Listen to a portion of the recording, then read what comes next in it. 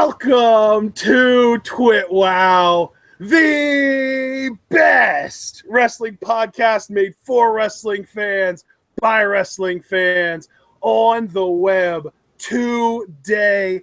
I'm Ashton. This is my cohort and commentary, John, and this is our Monday Night Raw review. And that's right, people. I'm doing the intro tonight because John didn't even watch the show. First of all, can I just say, you are feeling yourself with that intro. 10 out of 10, easily. Second of all, if I may, just take up the mantle to explain to everybody, you will be getting your regular TWitWoW programming tomorrow for our SmackDown Live review. I have had family over for the weekend, and I want to be a bit quieter because they're sleeping out in the next room, and the last thing I want to hear is, John, your voice is so loud. Yeah, loud and magnificent, but, I have to be considerate. Plus, my allergies are acting up, and I haven't slept in, 2 days, so I might die. So I just want to know that Ashton can do the intro, and yeah, you freaking killed it. So let's talk about Raw.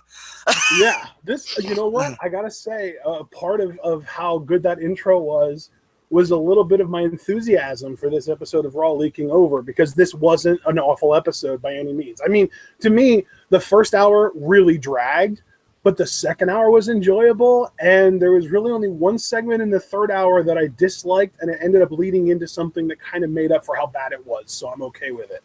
Yeah, absolutely. I mean, judging by what you and I were talking about in the closing minutes of this show, this Raw, for me, just hearing it and being receptive of it, might at the very least be a search it tonight, because if that segment was any indication, maybe I'll actually warm up to this show. So let's get into it, brother.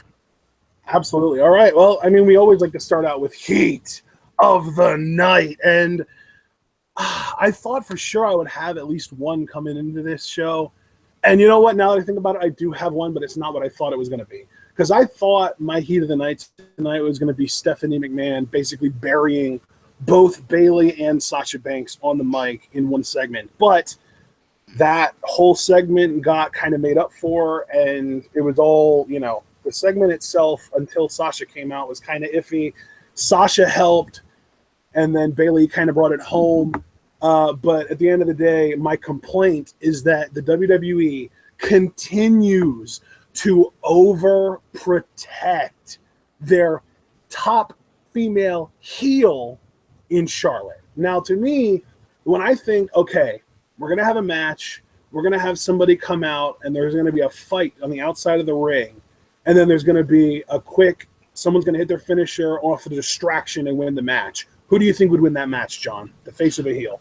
I would think the heel, if they're capitalizing on a distraction. Well, yeah, I mean, that makes all the sense in the world. It allows you to protect your face, keep your face credible. But no, Charlotte got distracted by a fight going on outside the ring by Bayley and Dana Brooke. Sasha Banks hits the backstabber and then into the bank statement and picks up the win via that.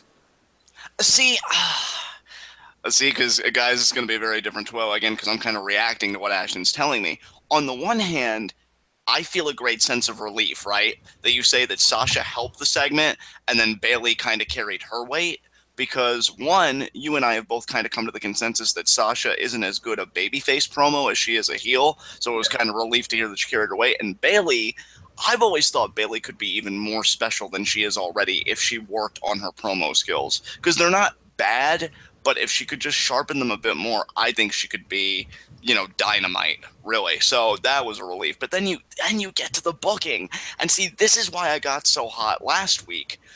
Booking matters. To me, it goes by the adage, perception is reality. Well, in the wrestling world, booking is reality. It goes back to what I've been saying. You are what you're booked. Now, if you're having Sasha getting wins off of distractions when she's supposed to be a babyface, and a babyface, by definition, is supposed to win these struggles on their own merits, on their own effort, that makes Sasha, to me, look like shit. Whether or not she has the W, in the book, that doesn't make her look good. And yeah, Charlotte, who's already been handed everything, looks more sympathetic because, oh, well, I had the distraction. And the week before that, oh, well, I lost the title because Sasha couldn't mind her business. You don't want to give the heel ammunition here. That's not the point. So yeah, that's definitely frustrating, dude. Yeah, it is. It's really frustrating because, to me, the whole thing with the fight going on outside the ring, and then Charlotte, and that's the crazy thing too, is like Charlotte and Sasha were outside of the ring, and then Dana came down to help Charlotte to win the match, but Bayley cut her off at the pass. So you would think, oh, fair fight, this gives the babyface an advantage, but then Charlotte, in almost a heel or in almost a face roll kind of moment, is the one that gets distracted by Bayley and Dana fighting outside. Like, I'm sorry, but that just doesn't make any kind of booking sense unless, again, you're trying to treat Charlotte as the babyface, which it really does feel like they're booking her as a babyface. And I even said on our last Raw, Charlotte has some of the best heel promo material in the company and some of the best face booking in the company. And that exact trend continued tonight. Now, let me ask you this, bro, before we move on, because, yeah, I just find that very frustrating. I don't agree with it at all. But let me ask you, do you feel like they had Sasha get the win here to service the WrestleMania angle of the Fatal 4-Way for the Raw Women's Championship? Like, do you think this just further substantiates that in your mind? I think, yeah, probably. It's most likely. Honestly, even regarding the WrestleMania match, I could very easily see it only being a Fatal 4-Way so that Nia can win the title without pinning Charlotte, because I'm 99% sure Charlotte is going to be the champion going into Mania, and they probably want to put it on Nia, but they don't want to have Charlotte lose in a Mania match defending her title, so they're just going to have Nia pin someone else. See, now, while I like the way you think, I think the backwards ass booking is going to continue. I could see Bayley being a 2-time Raw Women's Champion, and then that is a WrestleMania moment, even though her first title win should have been the WrestleMania moment, because I'm putting all my stock in the rumors of a Sasha Bayley feud for the summer. Well, so and you know what? I wouldn't complain about that, but you didn't hear Nia Jax's promo tonight, so we'll get to that eventually. Oh, okay. Okay, very interesting. Let's move on. Yeah, so I think that's going to be my only heat of the night, although Roman being a complete asshole and attacking Braun Strowman after like a 12-minute match with the Big Show to end the show would have been a heat of the night if Roman would have gotten his, if he would have come out on top of that. But Braun gets a great booking and actually looks really good and actually gets the better of Roman. So I can't complain about that. Are you ready to talk about this show, John? Oh, let's do it, brother. Absolutely. Our Raw review. And we open, and you would have loved this. I wish you would have been able to see this, and I'm going to encourage you to go back and find this, because Raw opened up with Kevin Owens in the middle of the ring, sitting on a backwards chair, like he's facing the back of the chair, with the lights in the arena completely dark except for one big spotlight on him. And he even opened this promo by saying, finally, the spotlight is where it belongs, solely on me. And he talks about Fastlane. He calls out Goldberg, specifically says, Goldberg, I don't need to beat you. I just need to outlast you, because everyone knows that the longer Goldberg matches go, the more the momentum sways in favor of whoever is standing across from you. And then he straight up says that he is going to teach Goldberg and his kids and his wife and everybody else that superheroes don't exist. And then, of course, he closes the Goldberg portion of the promo by saying, as far as I'm concerned, he talks about Goldberg, talking about how he always says, you're next. And Kevin Owens says, as far as I'm concerned, you're nothing. And as far as Chris Jericho goes, and then he drops the mic and walks away. See, if there was any bright spot to doing a TWitWoW like this, it's me reacting to segments like this. Because I have been a Kevin Owens fan, and you know this, and everybody in the Scum Squad and just the TWitWoW fan base in general knows this. I have been on the Kevin Owens bandwagon, well, honestly, since he first showed up in NXT. I loved him immediately.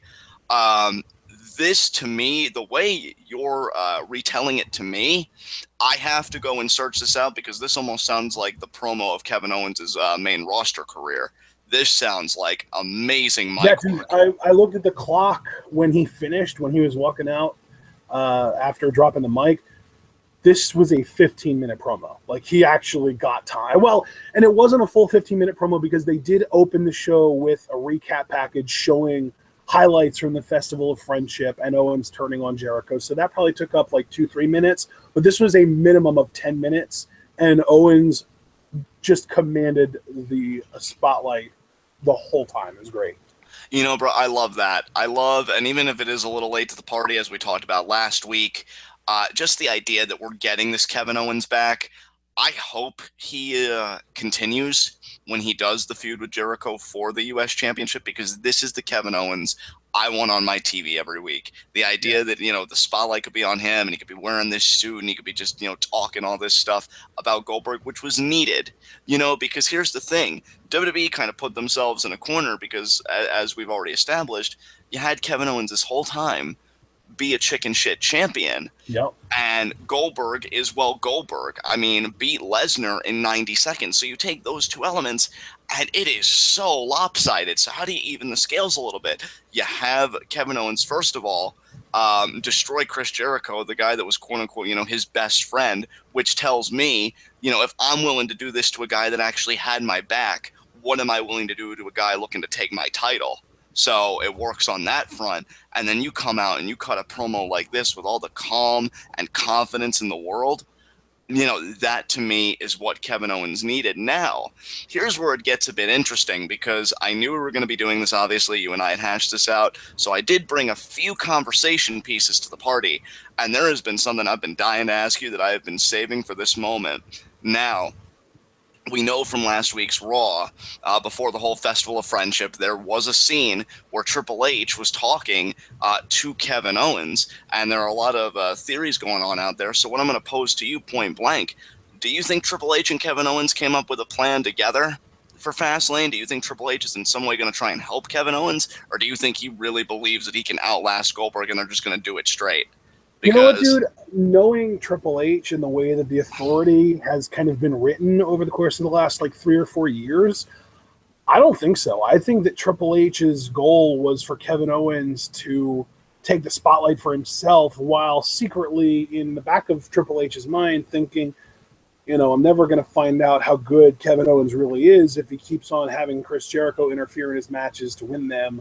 He needs to face Goldberg on his own, because as we know, the Authority loves to, quote-unquote, test their chosen golden boy of the time, yes. Whether it's, putting Randy Orton in matches with John Cena, regardless of whether Cena earned the title opportunity or not, or, putting Seth Rollins in a Hell in a Cell match with Dean Ambrose, or, they just love, they're basically masochists, and they love kind of injuring themselves for the sake of finding out how much their chosen brand can take. And I think that's what Triple H was trying to do here. He was trying to really see if he could use the whole iron sharpens iron philosophy on Kevin Owens and see, because if Owens comes out on the other side of a Goldberg match still Universal Champion without Chris Jericho's help, then Triple H knows that he's found his one. And see, you know what? First of all, I love the way you articulated that, because it sparked within me.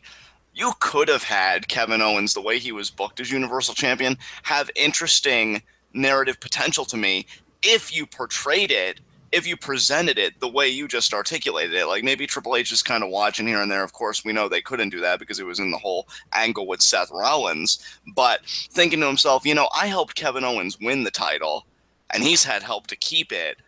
But, with Triple H, like you said, they always like to put their chosen ones through the ringer. And I think it is an ego thing for Triple H. Like, oh, did I make the right choice? Because nothing looks worse than me being wrong.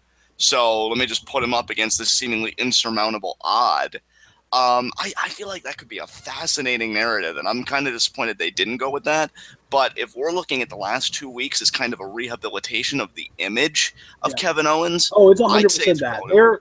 They're building him up as they're putting as much heat on him and building him up as a heel as much as they possibly can, so that when Goldberg does beat him, it's an even bigger deal.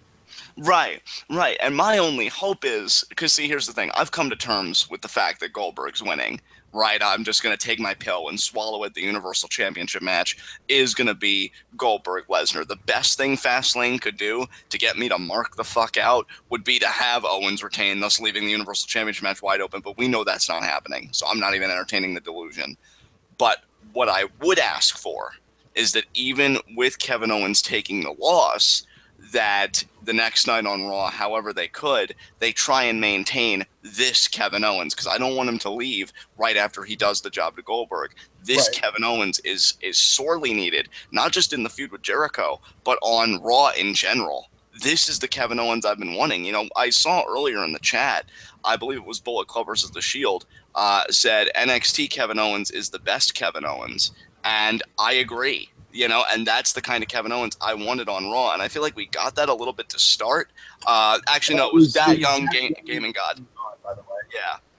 My apologies. But, you know, they make a great point, and one that I completely agree. That's the Kevin Owens I've been wanting, and that's the Kevin Owens that I feel like we're finally starting to get. So I don't want him to go anywhere as a huge KO mark, because it sucks to be half-heartedly cheering for him because you like the performer, but you loathe the booking, and that's where I've been for so many months with Kevin Owens. Well, and you know, it's to me, it's almost tragic that they finally do the Kevin Owens character right, but only because they want him to be credible for when he loses to someone. Exactly. And not just any someone, but that 50-year-old legend status, you know, Goldberg type. Right. You know, it does leave a bad taste in my mouth. But here's the beautiful thing about wrestling, and this is the only thing that gives me hope, not just with Kevin Owens, but with any performer. If it is true that you are what you're booked, then no booking decision to me, well, within reason, is irreparable. You know, you can always make somebody credible if you put in enough elbow grease, if you put in enough intellectual ingenuity behind it. And maybe they can do that with KO. And maybe if Raw can't do it, the draft will fix it and they'll give KO to SmackDown. I mean, people are already talking about the draft. I'm already thinking about it. But let KO finish his business here, see what he can do. But I'm really happy to hear he had a promo like this. I am definitely going to seek it out. That's all I got to say about it. So if you want to move on, we can. Alrighty, up next we had first match of the night. Actually, we had Sheamus and Cesaro versus Enzo and Cass, and they were actually pretty, you know, I guess you could say that they went ahead and they made sure that people knew. They were obvious about the fact that this was a number one contendership match. They actually made it clear that whoever won this match would go on to face Anderson and Gallows at Fastlane for the tag titles. And you know what? It wasn't a bad match. It wasn't anything special. Before the match, of course, Enzo and Cass did their shtick and called Cesaro soft. And in the match, there was one moment. You know how sometimes Cesaro will like jump on the middle rope and then up to the top rope and then jump to the outside and do like a big splash? Yes. He did that, but rather than doing it to the outside, he did a rotating, jumping crossbody into the ring onto Enzo. Jesus Christ, Cesaro's a freak. He is. And then the finish ended up being that Cesaro was going to try and swing Cass, but then Enzo kind of jumped on him and like a freaking mosquito, literally just like clinging onto his head. And Cesaro dumped him over the top rope, but then when Cesaro turns around, he ends up getting caught up in the East River crossing. And Enzo and Cass win with Cass pinning Cesaro after the East River crossing. You know what, dude? I'm okay with this because you know what, and you know this. I haven't necessarily loathed the team of Cesaro or whatever you want to call him, Sheamus and Cesaro, but you know that I believe Cesaro should be doing singles. And Sheamus, honestly, I don't hate Sheamus, but it'd be difficult for me to articulate what exactly Sheamus could do, because to me, the pet project is Cesaro. So I'm cool with them losing. The only thing that kind of puts me down about it is, okay, well, what do these two guys do now? Do they resume their feud? Do they find different game? And see, again, this is why I'm already thinking about the draft that from what I hear is going to take place before SummerSlam. So, you know, and hoping that Cesaro can get a fresh start, because we've all been saying, give this guy a chance, especially when you've got the caliber of talent that you've got right now. Let's Cesaro. There's actually a pretty cool moment after the match was over, too, where Enzo was just being really annoying, and he got on the mic, and he just being Enzo. He starts talking shit like, oh, Swiss Superman, we got that kryptonite. And then, like, he was yelling, we got that kryptonite over and over and over again. And then Sheamus, from off the screen, so you didn't even know it was coming, Sheamus just destroys him with a brogue kick. And, like, I guess Enzo was annoying more than just me, because there were actually faint thank you Sheamus chants from the crowd after that. That's wonderful. You know, it's such a shame to me, because I can't say that I've 100% soured on Enzo and Cass, but I could see why people would if they were to tell me, "Oh, John, I don't like these guys anymore," because That's there's me. just, yeah, that's you. Yeah, you even said last week, like, it's just really, what we got here, that whole thing just annoys the fuck Yeah. out of you. Um, and it's a shame because I don't think it's just that for me. There's just something about Enzo's booking that I've hated. And Cass, like, I can see why people, mainly the WWE brass, are excited about Cass. And I'm not looking down on the guy for having the gifts that he has. But I don't I know. don't know, These dude. I guys, mean, I think I've said this before, but I'm really like just the way that they were sort of portrayed tonight. I get the feeling WWE brass might even be higher on Enzo than they are Cass, believe it or not. you know what, dude? That wouldn't be too surprising because look how much screen time they give him. Look how much mic time they give Yeah, him, whether you're talking yeah. about in ring or like talking segments backstage. So when you really look at it, like I don't have a visceral reaction to you being like, what Ashton? But Cass is the tall one, No, I think it's really about who you give time, and Enzo always gets all this time. So Yep. I can actually see where you're coming from, absolutely. And again, I'm happy these guys are number one contenders. I think they'll lose at Fastlane because obviously we need that Mania angle. But I'm actually more curious about the losers in this, Sheamus and Cesaro. What do they do? Where do they factor into this equation? I'm really hoping it means even if Sheamus is done with the team and he broke kicks Cesaro and maybe they have one last match at Fastlane, Cesaro wins, he leaves Sheamus behind, and he gets on with his fucking business. So we'll see. But yeah, very interesting implications here. Yeah, man, absolutely. All right, well, after that whole thing, we got to backstage, and Kevin Owens was walking like he was walking towards the parking lot, implying he was getting ready to leave the building. Foley catches up to him, though, kind of intercepts him, and tells him that he can't leave because he has a match tonight with Sami Zayn. And then I loved this because Owens comes back with, "Wow, Mick, that's funny. I thought you liked Sammy." And Mick was just like, "Wait, what are you talking about?" And he says, "You need to be careful, Mick, or you're going to end up with more guys on the injured list than you have in the locker room." I love it. I love it. God, where has this KO been all these months? That's how you I'm handle telling you, man, they're building him up for Goldberg. it fucking sucks that old ass piece of crap Yeah. gets this Kevin Owens. But you know something? Again, if they just reboot the project after Fastlane, I will not rage. If they don't, I will rage, and everyone will fucking know it. Oh my god, this is amazing. This is amazing. Yeah. More of this, So then, please. so then we got a Braun Strowman vignette, and they made it. They already mentioned earlier on in the night that our main event was going to be Strowman versus Big Show, and they said it again after the Strowman vignette aired. But then we got a Bailey video package, and it's the one with her reading the note she wrote when she was 12, and we get a recap of her match last week with Charlotte winning the title and everything. And apparently, Charlotte is demanding via Twitter that Bailey relinquish and give her title back tonight. And then we find out that Bailey would be addressing Charlotte's demands later on in the night. Okay. So we're just continuing the whole feud with Charlotte and Bailey. That's fine. Yep.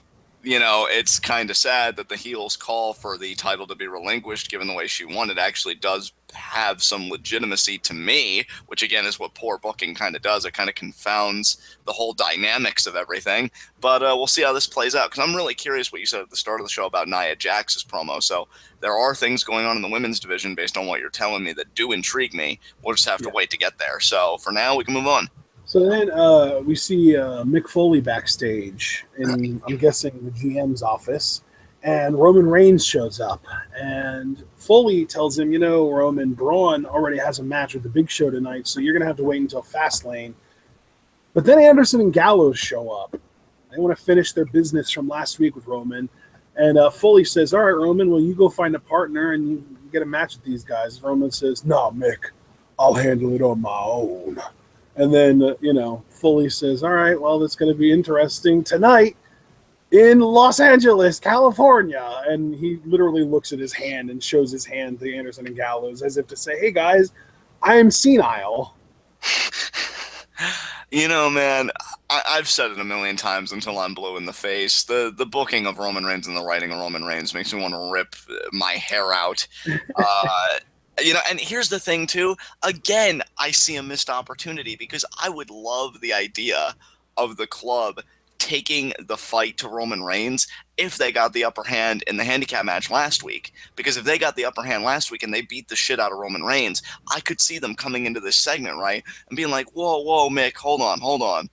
We're in Los Angeles, California. This city knows how to party, and we want to party because we had so much fun beating the crap out of Roman Reigns last week. We want to do it again tonight. So pretty much, I'm not going to make any bones about it. Lifting from AJ Styles, what do we love to do? Beat up John Cena. These guys could love beating up Roman Reigns because they got a taste of it last week.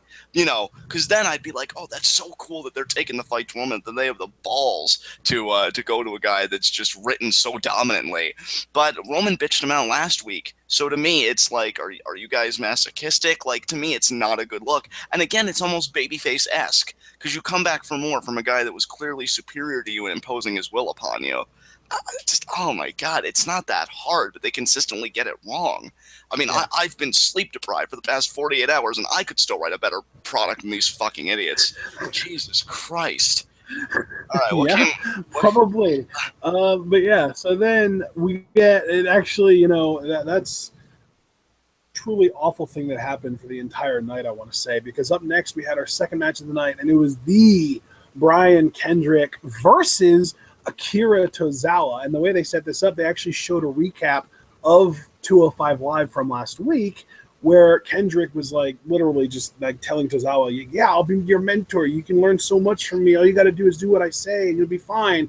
And then Akira is just like, no.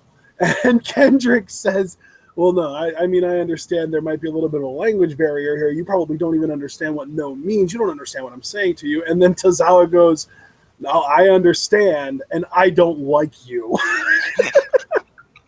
So these guys come out, and Tozawa's doing his thing, and it's already super over just because fans are always going to be eager to chant anything that gets given to them. To start actually, before we get into the match, do you want to say something? Dude, I just freaking love Tozawa, man. Yeah. No, I understand, and I don't like you. Yeah. And I don't like your face. Yeah. So good. But then, so as far as the match goes, before the match even starts, actually, and I shouldn't have said this was our second match of the night, because if I remember correctly, the match never officially started. Tozawa refused a handshake. Kendrick was reaching out for a handshake. Cole called it a traditional handshake, even though it's never been a rule in the Cruiserweight division that you're supposed to handshake. And Tozawa refused it. And Kendrick was screaming in his face, "What are you doing? Shake my hand. What's your problem?" And then as Tozawa changes his mind and he's like, "All right, fine." And he goes for the handshake, Kendrick clobbers him in the face. Kendrick was super pissed in this match. The referee never called for the bell, and eventually Kendrick ends up locking in the captain's hook for a while. But it's worth noting, Tozawa never tapped out. I love that. They are keeping him strong, and I think you might be right with him being Neville's WrestleMania opponent. But then, Kendrick puts on his jacket and just leaves. And, the whole thing was he just wanted to send a message to Tozawa. But then as Kendrick is leaving, Tozawa with the death stare. But then backstage, we get an interview with Charlie Caruso with the Brian Kendrick. And I loved this promo, John. I know it's rare that you look up little interviews like this, but this one's worth looking up because Kendrick's work here was A+. The general gist of this promo was, if he doesn't want to be my student, I'll forcibly be his teacher. And tonight's lesson was in respect. Dude, honestly, this Raw so far seems to be on an upward trend. I might just go ahead and watch the whole show and even bear the bad segments for the good ones, because this sounds really good. Now, a couple points I want to make about this. One, I unfortunately might be wrong. As much as I would love Tozawa versus Neville, what I'm hearing, Austin Aries is going to get that spot at Mania, and I'm hoping. I guess what I don't understand about that is that Neville's been built up as this top heel, and so has Aries. So where does the babyface fit into that story? And again, we come back to, I feel like I've been saying this a lot tonight. See, it's funny. I didn't watch the show, but it's almost like I did, because I keep having this one criticism. The booking to me seems backwards. Now, that's only if the rumor is true. Now, if it isn't, and it's unsubstantiated, I will retract it. I will say, well, that was wrong. But it's what I've been seeing a lot of, and I felt the need to bring it here. Austin Aries is a babyface to me, and he did have that little interaction with Neville like a few weeks ago when he tried conducting that in-ring interview with him. I don't see the babyface potential there. I mean, Austin Aries to me has a natural smugness, a lot like another babyface that we know. Babyface in Samoa Joe, Coquina Clutch, air quotes. With that natural smugness that should be heel. I mean, let's not make the same mistake with Austin Aries that we've been making with Roman Reigns. That said, I don't want to focus on the rumor. I want to focus on what's actually in front of us. I'm loving the booking of Akira Tozawa.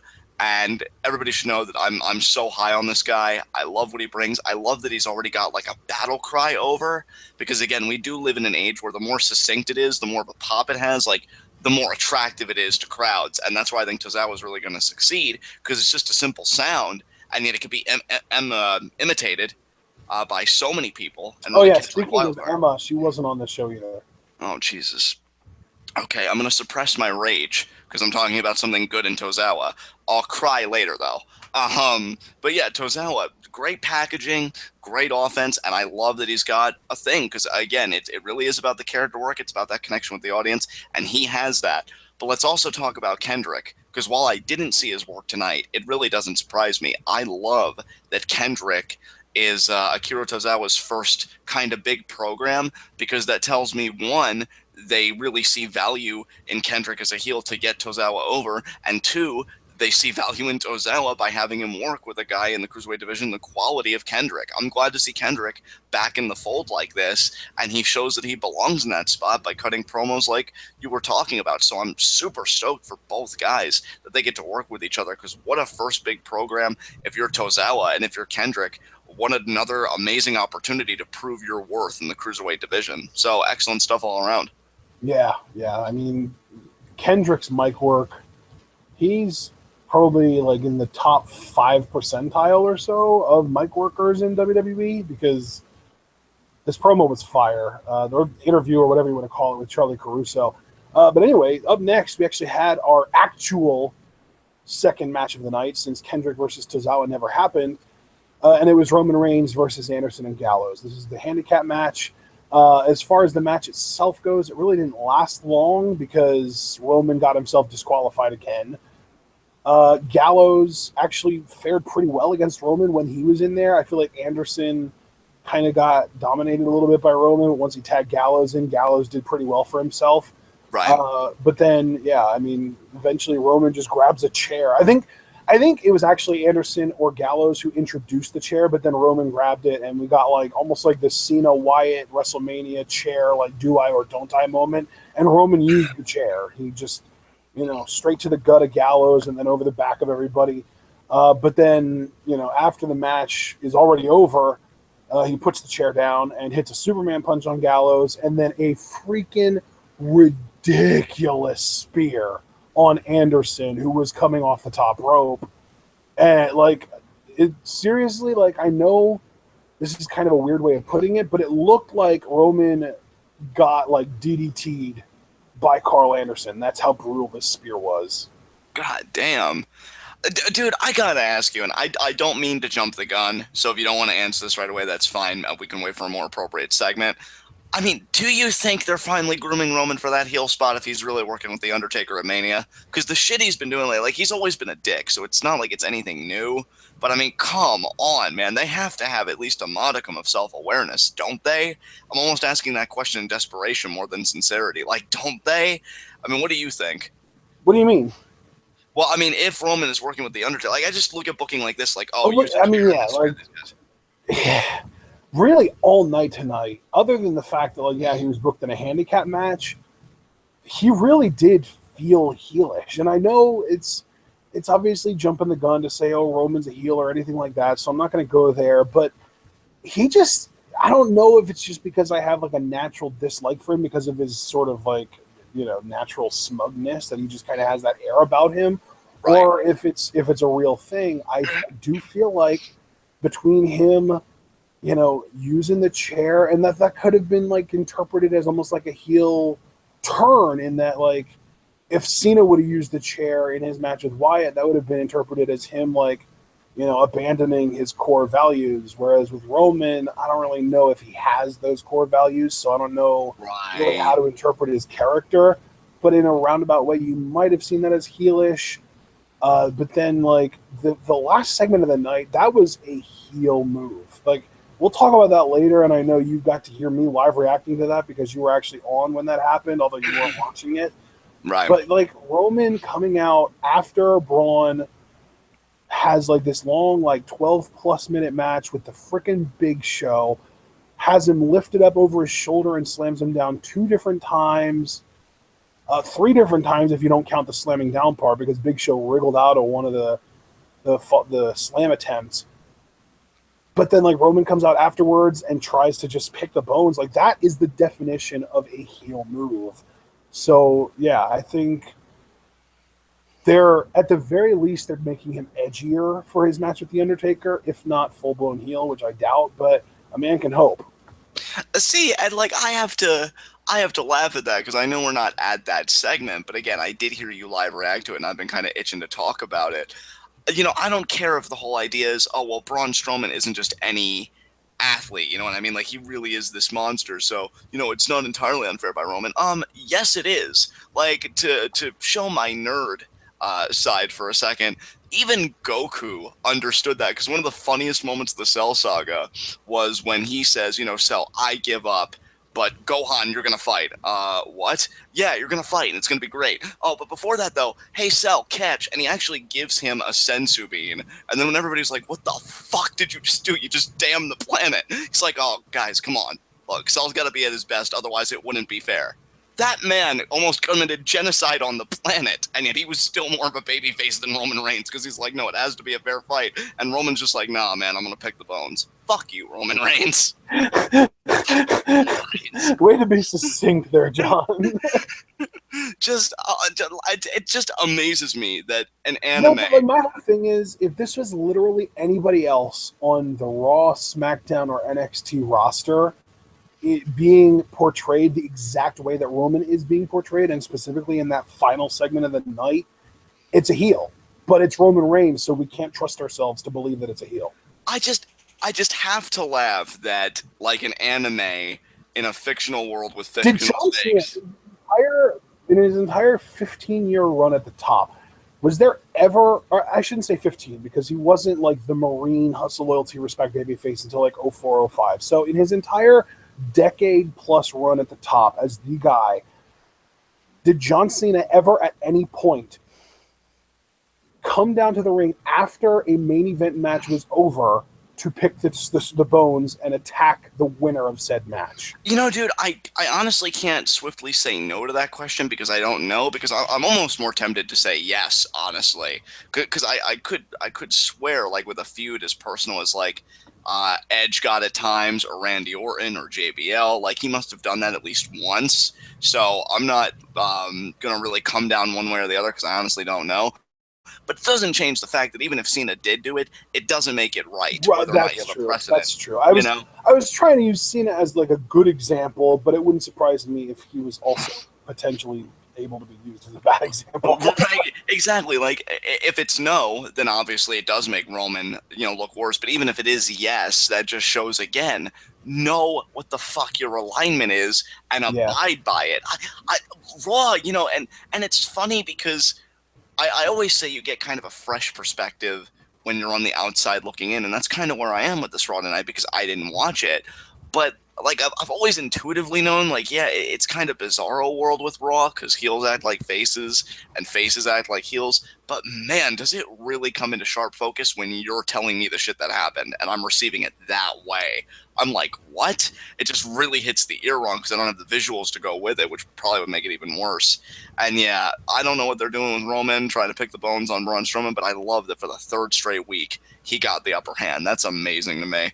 Yeah, and we'll talk about that at the end of the show. But yes, now, we got a recap of the Kevin Owens opening promo, and of course, they reestablished that Owens versus Zayn is happening tonight. We also got news that we would be getting later on tonight, a Lesnar sit-down interview with Heyman and Michael Cole. And we found out that up next would be New Day versus Rusev and Jinder Mahal. And then we got the news, oh, hey, guys, we're 41 days away from WrestleMania, and we have breaking WrestleMania news from the New Day. They are hosting WrestleMania on the WWE Network. You know what? Good for them. I'm sure they'll make it very entertaining. I'm still very curious what's going to happen with the team as a whole creatively. In fact, hell, Ash, and I've already kind of name dropped the draft a couple times tonight. Maybe that's when they'll pull the trigger, is just by splitting them up with the draft and not really trying any other way, which I'd be cool with. Yeah. You know, I don't think that's wrong. I'm just putting that out there as conjecture. But yeah, them hosting WrestleMania. Because see, what it seems like to me is they've cooled off on the New Day, not in the sense of like, oh, you know, these guys are bad. They've cooled off on them in the sense like they're not going to be in the title picture to me for the foreseeable future. But WWE recognizes. I can appreciate that for the sake of keeping them fresh, because if you would have like taken them out of the title picture and then a month or two later put them right back in it, I think that would feel rushed and it would feel like they're being kind of like that forced down our throats. So the fact that they are holding off on the New Day as tag team champions again, maybe they will hold off long enough for maybe all three or maybe just two of those guys to get drafted to SmackDown and go for the tag titles as whatever team ends up there. Oh, I can tell you, bro, in all honesty, like hearing you speak about it and from what I've seen the past few weeks, how can I put this? Because I know it's going to hit the ear weird. I think the New Day is done. Not necessarily in the fact, I mean, obviously they're still working together, but I think all those big championship angles, all those big angles, we are seeing a cool-off period before the break. Because the thing is, like, the biggest thing they've got going on, I don't know if there was an update on that tonight, maybe you can fill me in, but the ice cream machine they wanted to build, yeah. I don't know if that's going to culminate in anything, but look. You know what? That's actually next. So I'll tell you what, let's just get right into that segment. The third match of the night. It was Jinder Mahal and yet again announced as handsome Rusev and still wearing the protective plastic face mask. But they faced off with the New Day. And I got to tell you, man, I feel like I'm the only one that still enjoys the New Day. But even though everyone else seems to be talking about how, they're not funny anymore, their shtick has run dry, whatever, I still think they're hilarious. I enjoyed their promo here. They talk about how like they're actually like legitimately trying to get in as the voices of the Lion King hyenas in the new live action Lion King movie that's going to be coming out soon. They're hosting WrestleMania 33. They're still trying to get ice cream to happen. And even though the blueprint was destroyed last week, they have photographic memories and they went digital. So they hold up an iPad that has, I guess, the plans on it, the blueprints. And now, they're all good because they've got it like encoded and protected and all this stuff. And then Lana, this was actually hilarious. Lana holds up an iPad of her own and she goes, "Oh, you mean these plans?" And they're just like, "No, you can't possibly have our plans. What is that? It looks like Club Penguin or something. Was that Flappy Bird?" And she was just like reading off like a freaking recipe, like 3 drops booty juice, like. And then New Day is like, "Wait, no, how did she get that? How in the world?" And then Big E goes, "She's Russian, right?" Oh my God, that's amazing. See, I'm with you, dude. Let me just make my position clear. I still find the New Day entertaining. I just feel like creatively the steam is starting to like go in a different direction. But yeah, promos like this. At the same time, I feel like it's been a very natural kind of flow with them because like when they were at their hottest, that was when they got pushed to the moon and they stayed hot for a really long time. And then by the time their like, their momentum started to cool down a little bit, they were already so close to the record that Vince just had to keep them around, keep them with the titles until they broke the record because Vince is a mark for records and streaks.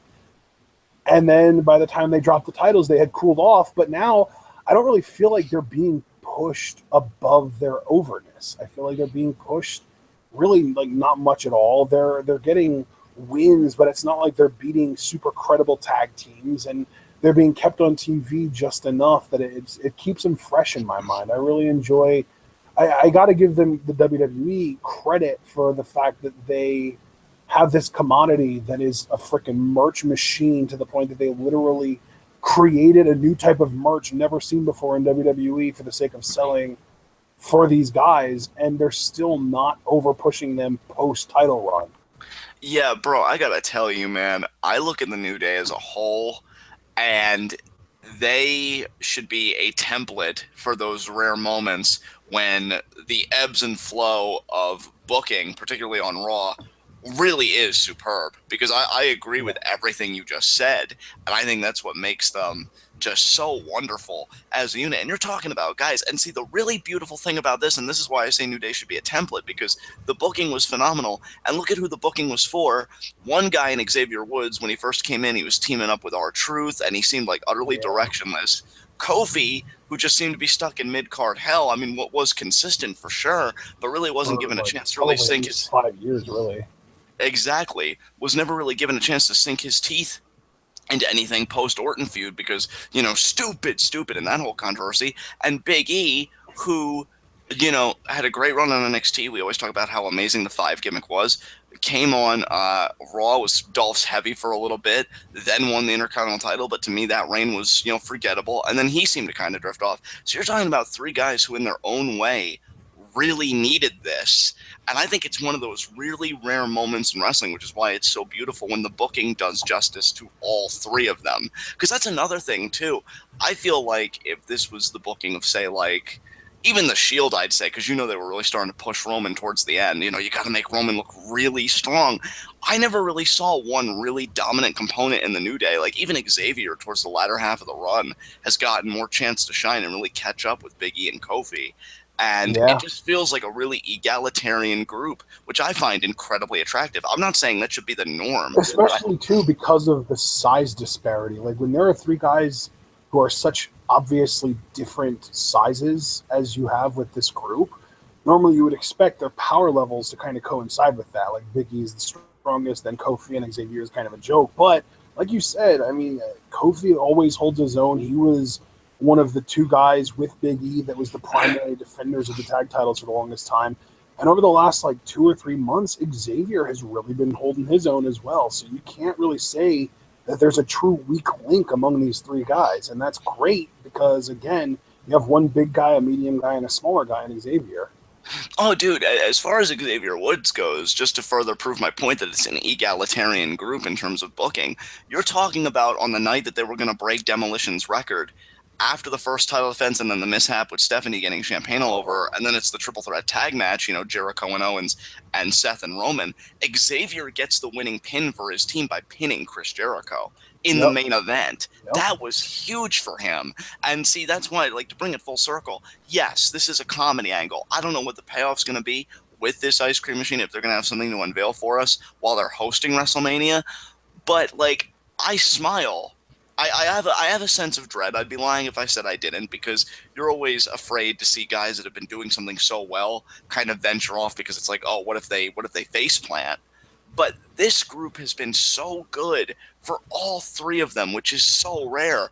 It makes me so excited to see what each of these guys, particularly Xavier and Kofi, because I just feel like it'd be a crime for Big E not to be main event bound. So Xavier and Kofi are the 2 bigger question marks to me. But what they're going to do after this, because this is fine, but all things come to an end, right? And pretty soon we're going to have to bid farewell to the New Day. So this is fine. I wish Rusev was doing something better. I mean, I guess if you're, and I say this sincerely, not with tongue in cheek, but if you're a Mahal fan, you've got to be happy that he's getting TV time.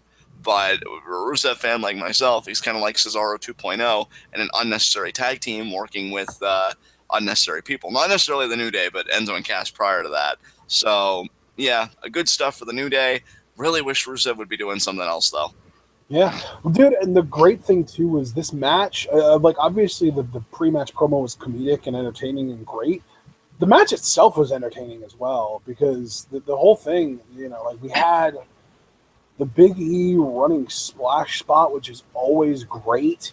There was an awesome spot where Kofi jumped over the top rope, and it almost looked like he jumped hit first, because he landed almost the same way Enzo lands when Cass throws him over the top rope, but he did it by himself. So that was awesome. And it was on Rusev. And then because Rusev and Kofi are both laid out on the outside of the ring, Lana comes over and starts yelling at Rusev, Rusev, get up, what are you doing? And all that stuff. And then Xavier comes up behind her and blows the trombone right in her ear. And it scares her so much that it makes her throw her iPad in the air, which, of course, it lands right in Xavier's hands. So now he has her iPad. She doesn't have the plans anymore. He runs away. And then while she is kind of like watching him, giving him the dead eye, he literally breaks the iPad over the steel steps and then tears it in half. Oh, wow. That just sounds insane to me. Yeah, I'm telling you, dude, I gotta go back and see all these segments because even the ones that I'm kind of mad about, I'd rifle through those just to get to the really good stuff. And this, again, sounds actually really good. So I'm impressed. Yeah, I'm telling you, I actually enjoyed most of this Raw. So then, yeah, while this is all happening outside of the ring, I don't even know what was going on inside of the ring, but as soon as we cut back into the ring, the New Day hit the Midnight Special and pick up the win. So Awesome. obviously they pin Jinder Mahal, and that's pretty much that. Then we had George the Animal Steel tribute video, and then later on in the night we did get, it was just the graphic. We didn't get a tribute video, but we got a graphic for Ivan Koloff too. So both of the fallen performers from this past week were honored on this show. And you know what, I gotta say, I thought that the George the Animal Steel tribute video was really well done. You know what? Just because I'm kind of reacting to everything here, George the Animal Steel, I never really saw much of his work, if I'm being honest. Ivan Koloff, that's the more interesting story because my cousin Steven actually owned on VHS the very first WrestleMania. You know, Hulk Hogan teaming up with Mr. T against Mr. Wonderful Paul Orndorff and Roddy Piper. But on that same show, Ivan Koloff and the Iron Sheik. Actually, no, I think I'm thinking of Nikolai Volkov, and they're different people, aren't they? So actually, I think I might be wrong. Yeah. Okay, then never mind. I'm not familiar with both these guys. It's kind of embarrassing, but yeah, I mean, I know who George the Animal Steel is. I just never watched any of his work, and Ivan Koloff even more so. Didn't he beat? And again, I may be thinking of the wrong guy, but didn't he beat Bruno Sammartino for the title at one point? Wasn't he like Yes, a WWF yes. champion? Okay, Yes. then I know him vaguely as well. Really cool, of course, for WWE to always do these video packages, and yeah, I mean, rest in peace to both guys, obviously, and we just continue right along, I guess. Yeah. Unfortunate, but yeah. So then we got a really cool segment, in my opinion. It was a cruiserweight championship contract signing, which was, I think, the first time that championship has ever had a contract signing. We haven't gotten one before, have we? No, I don't believe we have. Yeah, so this was cool. Of course, you have the table set up, but Gallagher provided some tea and biscuits on on the contract signing table. But yeah, he basically just says, yeah, that Neville is delusional, and then Aries, being the douchebag that he is, says, "Oh well, you seem to think that Neville is delusional, but he is the cruiserweight champion, and here he comes." So Neville comes out and just completely dresses Jack down. Just, you're a caricature of a Brit. You're a cartoon character. You don't actually exist. You are what all of these American fans think we Brits are. You know, you'll just do whatever these people want you to do because you're a sheep. All this stuff. And Neville made a lot of good points, but I enjoyed Gallagher's response. It was very Cena-esque, I've got to admit, because he says, I don't just play a gentleman, I am one. It's not fake. Everything about me is real. This mustache doesn't come off when I go to sleep at night. This is just how I was raised. And Neville gets really pissy and literally just flips the table and gets up in Gallagher's face. And they're jabbering back and forth. And I guess one of them says something that offends Gallagher. I guess Neville said something that offended Gallagher a little too much because Gallagher did a double leg takedown on Neville. And they kind of brawled it up for a little bit, but then Gallagher hits the freaking headbutt, and that literally shocks Neville to the point that he has to roll out of the ring to recover.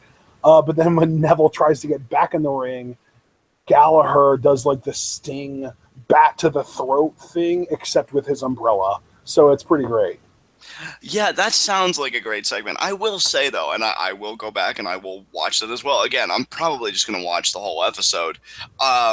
I will say, though, and I don't mean this as a nitpick, just as kind of an observation, it's funny the kind of debate going on with Neville's current work because a lot of people actually seem to be loving heel Neville, and I don't hate it. I want to make that clear. I like a lot of it, but like him, like you use the term like he got really pissy in this segment.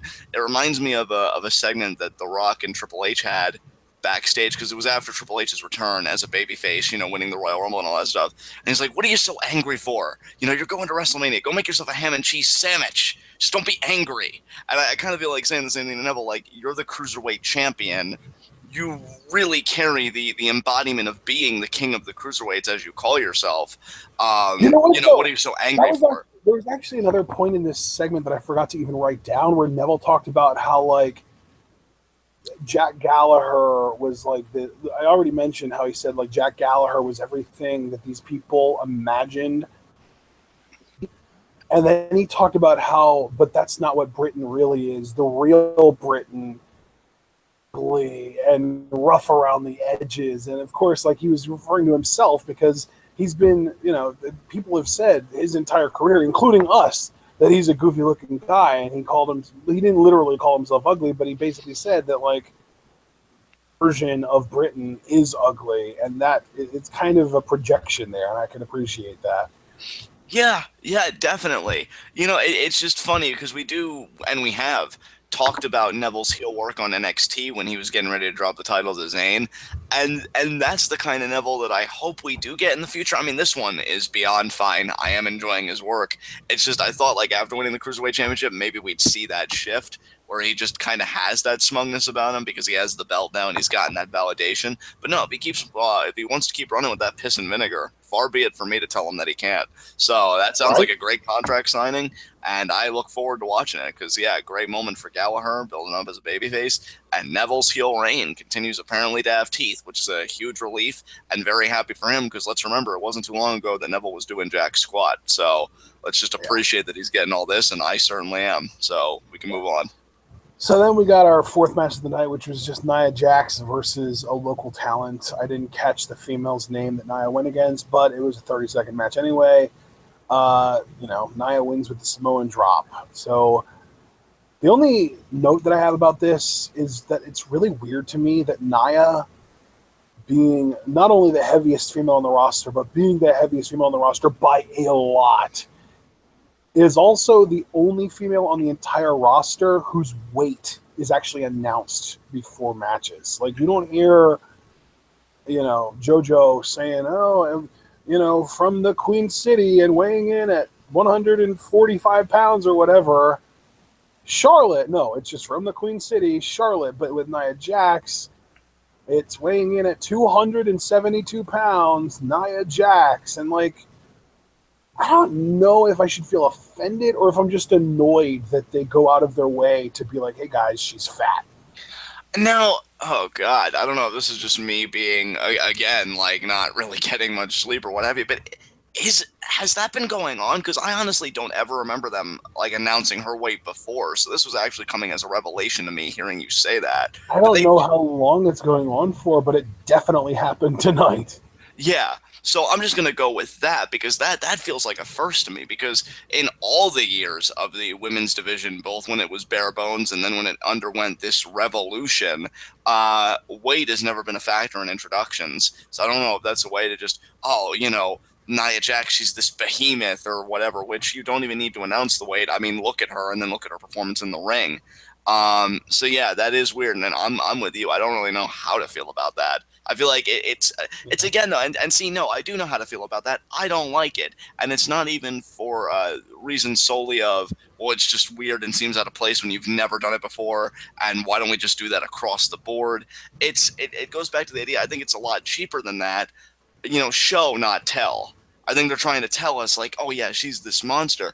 Why not just let her performances speak for themselves? I don't need to know her weight when I see her picking people up and ramming their head against the security barricade like a rag doll. I don't need to know how much weight is behind all that when she's just doing it. So yeah, I guess that's really where I come from. But I guess it's like maybe they're like trying to be like, guys, we know she looks big, but she's actually bigger than you might even think. Because realistically, like if I was just to look at Nia, knowing that she's like 5'11", maybe 6 feet tall, I would have guessed like 190, maybe 200 at most. So the fact that they're actually saying like, no, she's huge, 272. Right. Yeah. I don't know either, bro. I don't. Yeah, It's again. like they're doubling down on like, yeah, you might think she's big, but she's actually bigger than you thought she was by a lot. Yeah. And when you put it that way, maybe it's not so bad, but still, I come down on the negative side on this one, bro. I can't, in good confidence, So give. like I'm Yeah, 6'6". right. I've been measured at a doctor's office within the last year, and it was 6'5 3/4". So I just say I'm 6'6", and my like ideal weight for my body structure and my bone thickness and all that stuff is somewhere between like 230 and 240. So it's like a 6'6" male at an ideal weight would be more than 30 pounds lighter than Nia Jax. Yeah, yeah. And see, like that, I can see again in that way maybe why they'd announced the way, but again, it's just like it breaks it breaks the standard, which I'm not saying is like ever a bad thing. If anything, like I appreciate innovation, all that stuff. But again, like why not start doing it for all the women? And two, I do feel somewhat that it's more of a telling, not showing, like just having her keep put on these performances, which I know they haven't stopped, but like no need to really put any more on that. I don't know. So in good confidence, I can't say, oh yeah, that's great. I guess I can understand the logic with the way you presented it there, but I'm just kind of shaking my head like, let's Yeah. not overdo it. But I'm curious because then I'm guessing her promo came after like her dominating it again. Yeah. It was an in-ring promo. Charlie Caruso walked up to her and asked her what she thought about the whole Bailey Charlotte situation. And she basically shrugs it off, like, I don't really care about that situation because I don't care, who I take the title off of because I want a women's championship match. And she also did that thing where, she kind of insinuated that Bailey and Charlotte and Sasha and Dana aren't real women and talked about how, like, oh, if those little girls want to continue playing over there, that's fine. But when they decide to step up and fight a real woman, I'll be here waiting for them and that kind of thing. Right, right. Yeah, so she's very clearly made her championship ambitions known, and we'll see how it all pans out. I have no problem with it. I think it always seems like the logical endpoint for a monster character that they pursue a championship, mainly the championship in whatever division they happen to be in. So we'll see where it goes. I mean, personally, I do enjoy the classics, so maybe I'd give her a run and just continue that dominance. But again, I think Bailey's going to be a two-time women's champion going out of WrestleMania. But of course, that could change. I mean, we're so far away from it, 41 days to be exact. So my opinion can flip-flop a lot between now and then. But this still seems more like Bailey's story to me than Nia's. But we'll see what happens. Well, and speaking of Bailey, her promo is actually up next. Obviously, just being Bailey, it's going to have a little bit of that cringe factor, but she basically talks about how it was always her dream to be in WWE. She, in the WWE, staring at the WrestleMania side, maybe even as a champion. And hey, guys, check it out. That's what I am now. I'm a champion. And then she talks about this phone call that she had with her father last week, telling him that she's the women's champion. And then we find out that he is actually in the front row right now of the crowd, which is pretty awesome.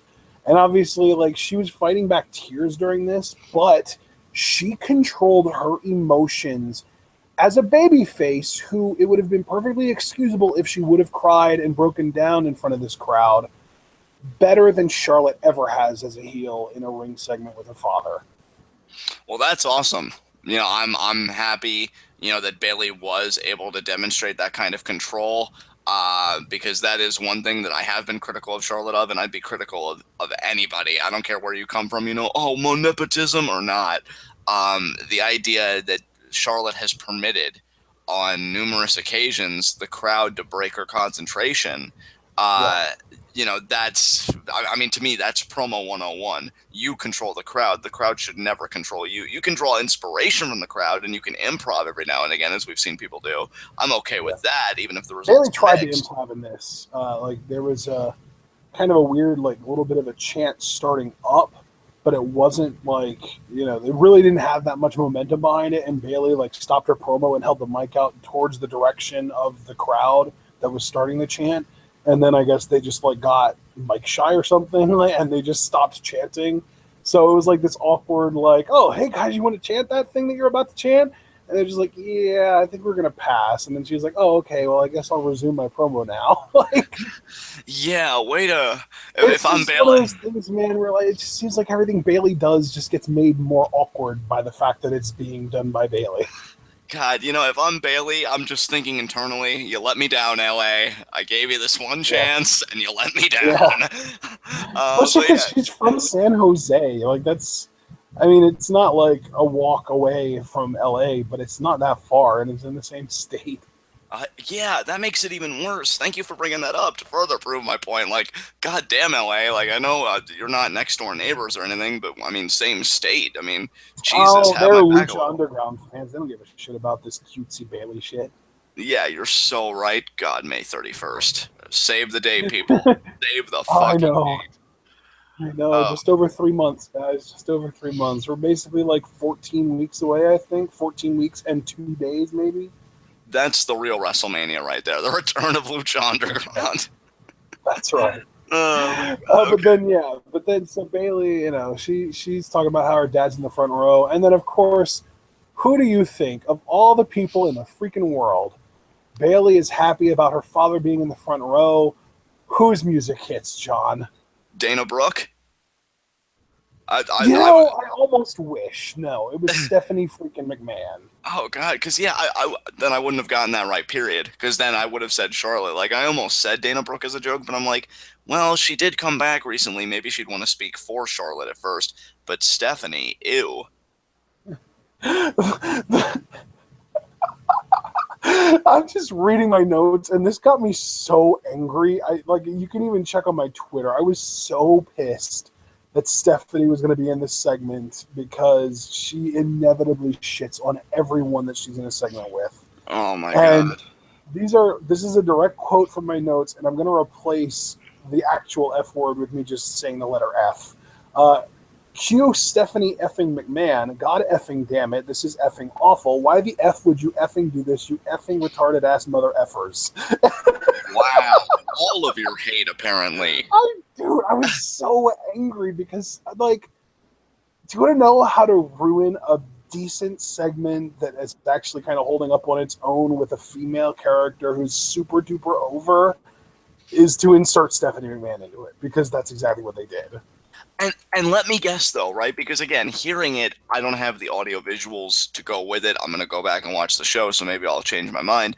But even hearing it, I'm like, there really is potential there. Because what do we always say, right? Stephanie never gets her comeuppance, ever. But she's finally sharing the ring with a And woman. she still didn't, really. And see, that's what pisses me off. Not even so much Stephanie's presence, but the lack of what you do with it when you actually have a table set. Because Bailey, she's the common woman, right? Like she's the voice of the people, whereas Stephanie's this freaking autocrat.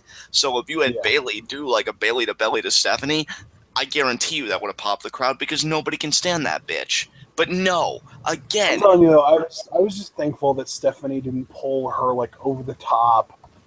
Not only am I your boss in storyline, but I'm your boss in real life too, and you have to do what I say, like power play, which she seems to do way too often. right. But yeah, she basically said she was just out there to play the heel and to try and talk Bailey into relinquishing her championship. And she talks about Bailey. I know you got to tell your dad about winning the championship, but did you mention that you wouldn't have won the championship if it wasn't for Sasha Banks interfering in the match? And, talking about how, well, Bailey, I know you always try and make the right decision and you want to be a good person, and the right decision is to relinquish the championship because you won it. It's a tainted victory and like all this stuff. And next thing you know, Sasha Banks comes out. And Sasha comes out and she kind of sets everything straight a little bit. I was expecting it to get worse with her coming out because I thought Steph was just going to shit on both of them instead of just one of them. But then, yeah, Sasha comes out. She reminds Bailey, like, Bailey, you worked for years to get that championship. You shouldn't listen. You shouldn't listen to all this garbage coming from Stephanie McMahon. You should listen to the fans.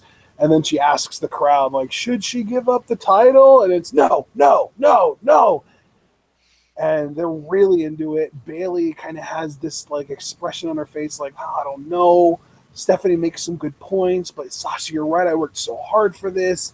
And then Bailey this cute little innocent, like childish character says, and I quote, "Am I going to give up the championship? Hell no, I'm not going to give up this championship." She actually said hell no. I think that's notable. But then she says, "I've worked way too hard for this championship. And, you know, even though you might want to say that my win over Charlotte last week was tainted," in hard quotes, 2 times before that was my 3rd win over Charlotte, and I've earned this. But then, of course, Charlotte comes out and she starts talking shit, and Sasha straight up tells her to shut up. And in the process of telling Charlotte to shut up, Sasha drops the sweetheart pet name twice in a 2-sentence rebuttal. And then this all kind of builds up to, we get a match, Sasha versus Charlotte. You know, it's almost poetic with how often we crap on Charlotte that Sasha was actually having a good promo here, and then Charlotte's awfulness just has like that contact effect. Like, oh god, Charlotte's come out, talent draining, abilities waning. No, listen here, sweetheart. God damn it. That's the exact reaction I had too. I literally said on Twitter, "God damn it, that's 2 sweethearts. Stop it." You know, I just look, I can't even really say much about Charlotte because I like talking about Charlotte this way when I've actually seen her. But we've seen enough of Stephanie, and it's not even about like her performance here, it's the character. That's the biggest stick up my ass, is that you have Bayley in the ring, who, especially thanks to Sasha, does have that babyface momentum with the crowd.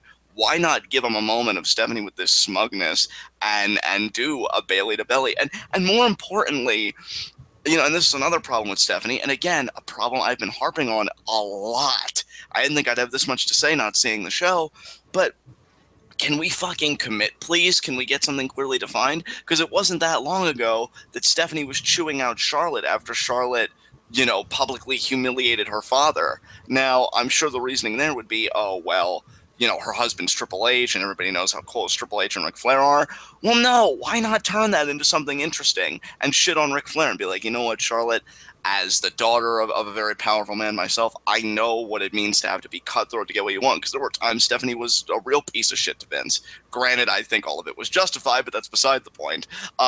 You know, so like, why can't the motivations be consistent? Now you're pro Charlotte all of a sudden, and you're like, oh, Bayley, you should relinquish that championship. And I think even before that, when they were hyping their Rumble match, I think Stephanie had a backstage segment with Bayley where she pretty much said, well, Bayley, you're not like Charlotte and me. Like, we come from another place compared to you, you know, with the name and the pedigree and, you know, no pun intended, and everything else. There's this thing going on now where they're trying to get the idea of just Bayley over. Like Stephanie said, you're just Bayley. And like, the name Just Bayley is kind of starting to be a thing, as annoying as it is. But I think they're going to actually run with that.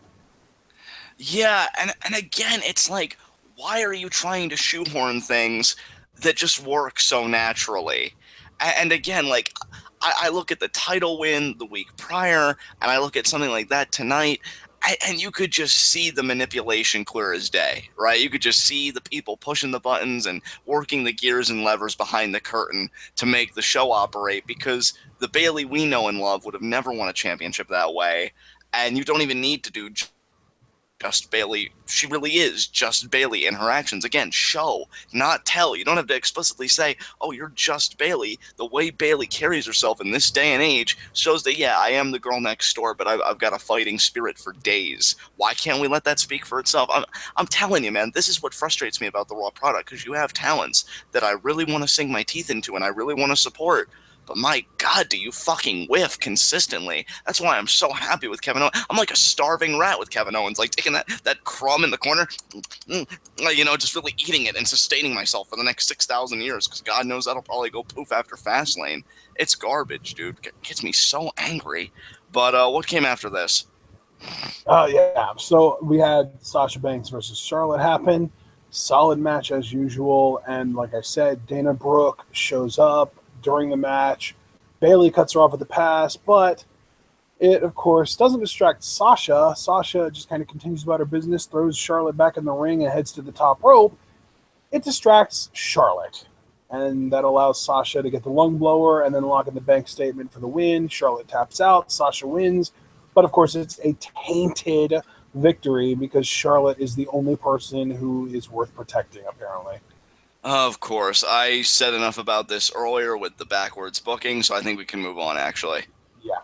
Up next, we had a Charlie Caruso interview with Sami Zayn.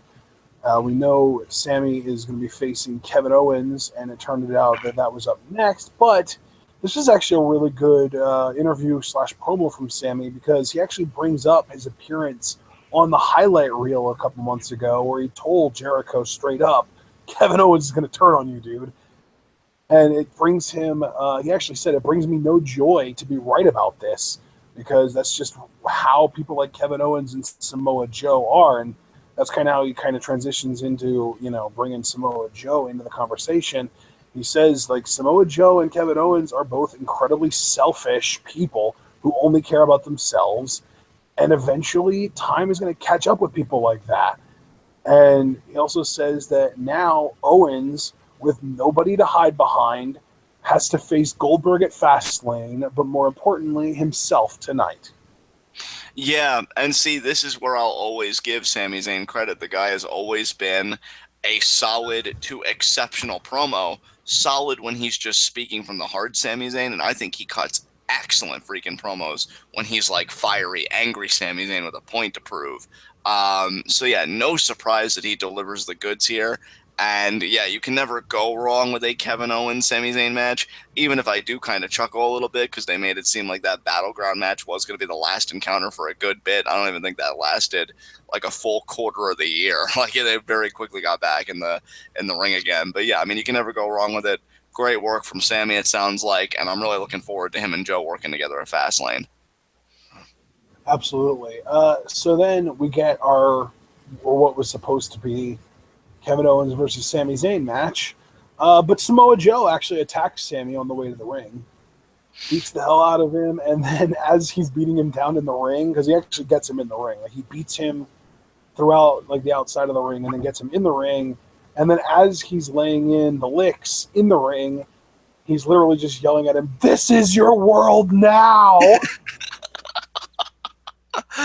That's the closest I've come to being louder than I want to be given my circumstances. That is fucking hilarious. Oh my god, that's fucking hilarious. I think he yelled at him like 3 or 4 times, and Sammy was just dying in the corner.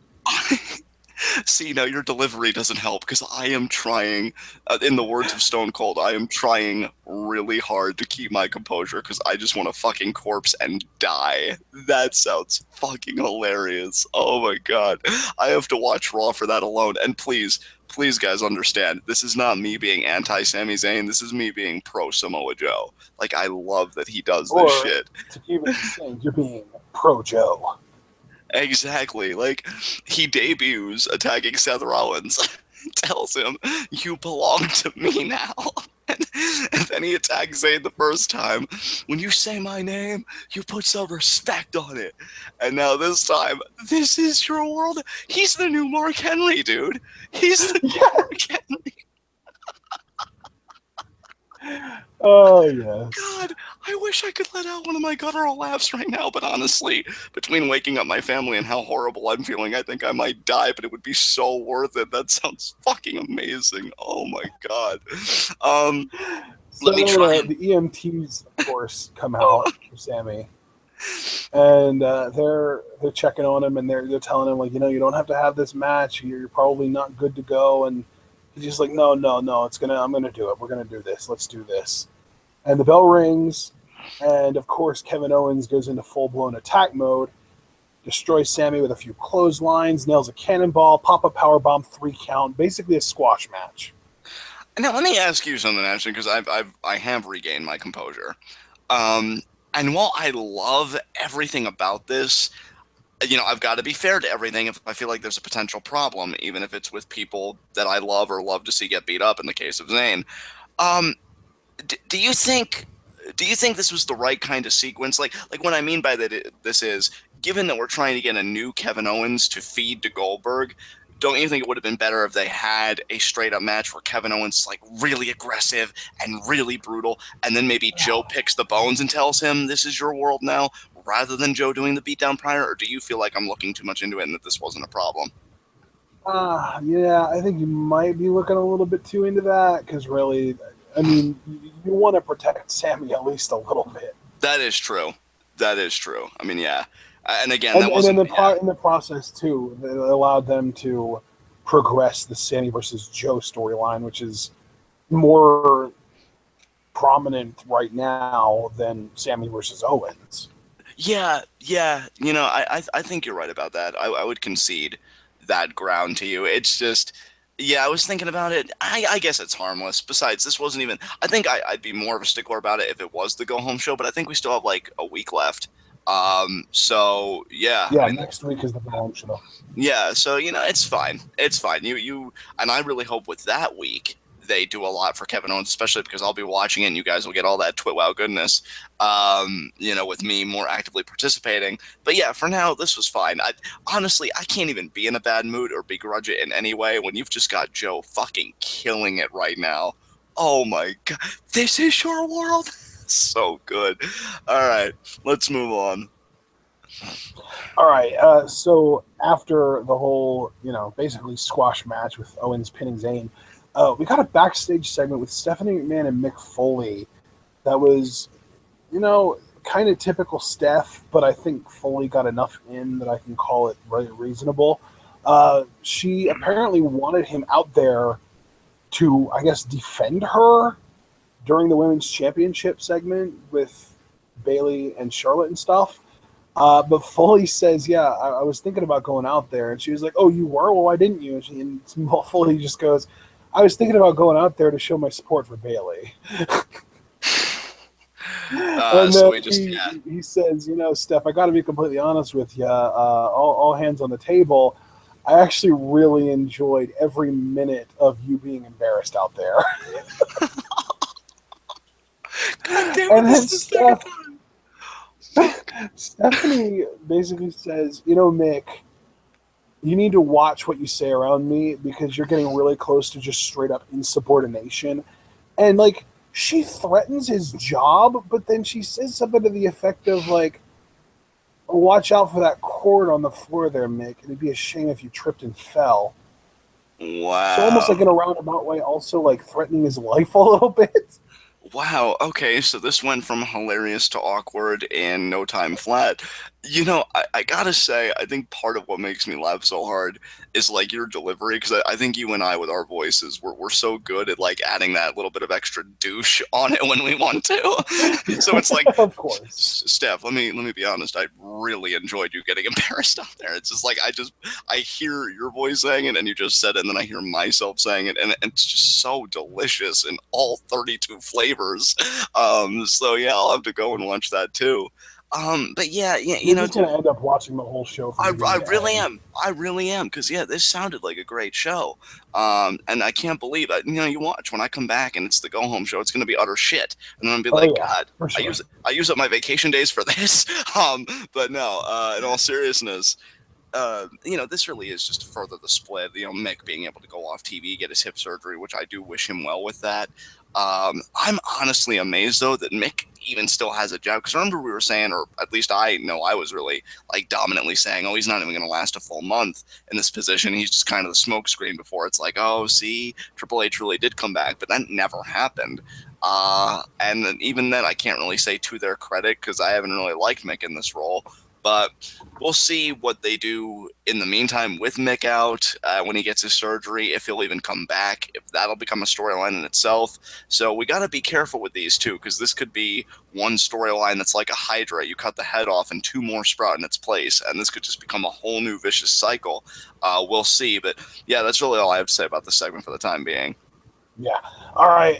So then we had our Brock Lesnar sit-down interview, Michael Cole with Lesnar and Heyman, and Cole really didn't get to say much. He introduced Heyman and Lesnar, and then he asked the first question to Lesnar, and Heyman interjects, and he says something to the effect of, I've got to say, with the utmost disrespect, and then he goes into his whole thing.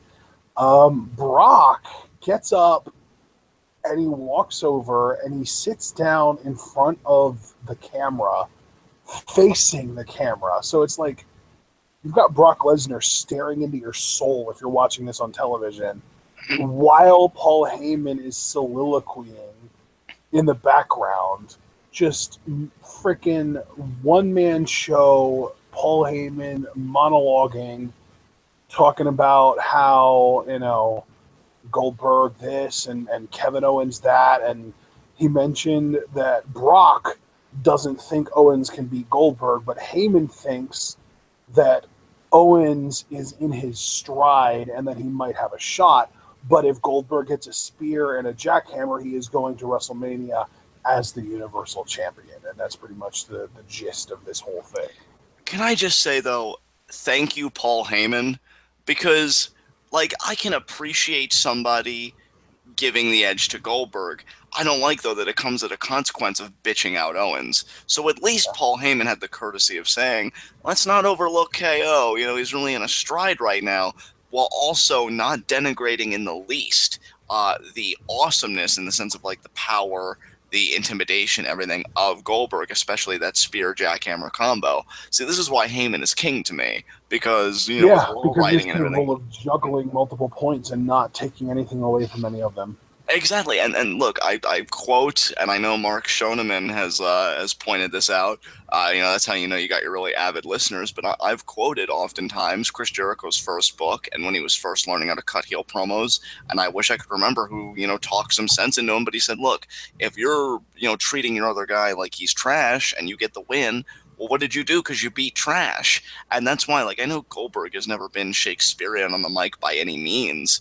And I know that he's Goldberg, so you just run into multiple walls where this isn't even conceivable. But it would be nice if he didn't just look at Kevin Owens as just, oh, you're just a distraction from my fight with Brock, but at the same time, you have what I want, so I'm just going to take it from you now and go on to WrestleMania. Let's give Owens something, and I know they're trying to, but we already said too little too late. So kudos to Heyman, for at least giving KO that kind of credit. And yeah, that just sounds like an amazing scene. I said Goldberg wasn't Shakespearean. That segment sounded Shakespearean because you got Brock just staring into the soul of the world while Heyman is kind of narrating. That sounds cool as hell to me. So yeah, great stuff. Yeah, it was a really well done. I just love the idea, and it's kind of tough to screw up the execution on something as simple as that, especially when you give people jobs that they're good at. Like Brock's job was to stand there or not even stand there, sit there and look intimidating. And Heyman's job was to do what Heyman does and cut an amazing promo and sell the pay-per-view. So both guys were given what they're best at to do, and they of course knocked it out of the park. So then we get to our main event match of the main event match of the evening, Braun Strowman versus the Big Show. And yeah, I mean, this was a solid big man match. I thought for sure that they were going to end up collapsing the ring because they had been talking all night about how they had to reinforce the ring for this match. I was expecting, there was one point when Strowman was up on the top rope and Show was facing him in the corner. I was thinking, oh, we're going to get the superplex spot. The ring's going to collapse and they're going to talk about how the reinforcements weren't enough. And no, it never happened. Big Show, it did hit a choke slam on Strowman at one point in this match, but then that whole corner exchange happened. Strowman managed to get Big Show up for a power slam, and Show kicked out of it. But then Strowman again, got him up with a proper, from a standing point, got him up and slammed him down with that running power slam and picked up the win. But of course, because Roman's Roman, after the match, Roman Reigns comes out, tries to pick a fight with a worn down Braun Strowman, hits him with a couple Superman punches, and then backs into the corner. But as Roman is running towards Strowman to hit the spear, Strowman hits him with that running flat back drop kick right to the face. Amazing. And then he hits him with a running power slam, and the show ends with Strowman standing tall. For the third straight week. And I love it. I love that at least WWE is giving Strowman that much. And let's talk about the booking from the match. Now, I can't wait to watch this match because, again, I did hear your live reactions in the final few moments. And, yeah, this is a match I'm going to be watching in full. I'm going to kind of work backwards here because everybody knows that I'm going to praise Strowman. So I actually want to begin by praising Big Show. good for Big Show to go out and have a match like that, and good for him to get in the ring conditioning that he's gotten in, even if it's did for they fucking get a shacking tale of people. the tape before this match? Big Show actually weighs less than Braun Strowman right now. And see, that's amazing. I can't believe it took Shaq of all people to get Big Show in this kind of condition. But It's not funny, but when you point out that it was like, oh, Big Show like has spent his entire career in a certain kind of shape, but then Shaquille O'Neal shows up on the docket and he's like, oh shit, I gotta lose weight. Oh, you have been on point with the delivery tonight. Oh my God, you've made my job very hard of just keeping it together. But yeah, really though, good for Show because those please retire chants and everything else. Like he went out there and he had a solid big man main event match with Strowman. At least from the sound of it from you, I may come away with a different opinion and be like, it wasn't that good though. I doubt it because Strowman. You want to talk about people in their stride.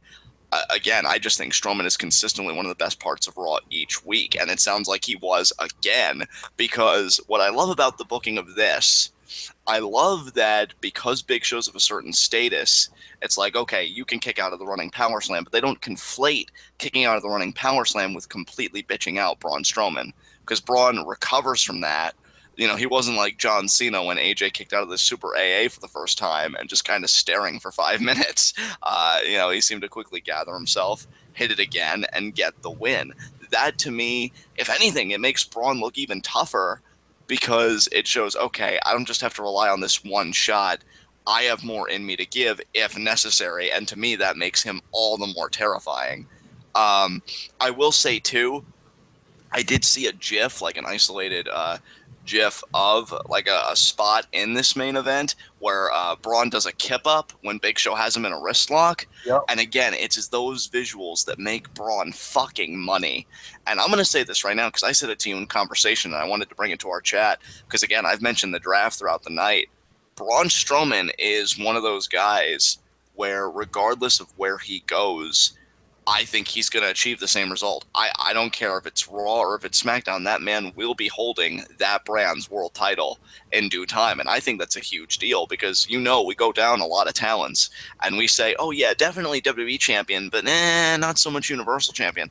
Braun, in all sincerity, the way he is right now on this trajectory, which could very easily change, I could see him as a viable candidate for both belts, and that's how you're in a fucking groove right now. I love Strowman. I love what he's doing, and I love that not only does he beat Big Show, which actually feels like a big deal now, given the shape that Show's gotten in, and the booking of this match, with Show even kicking out of a power slam, he stands atop Roman Reigns again.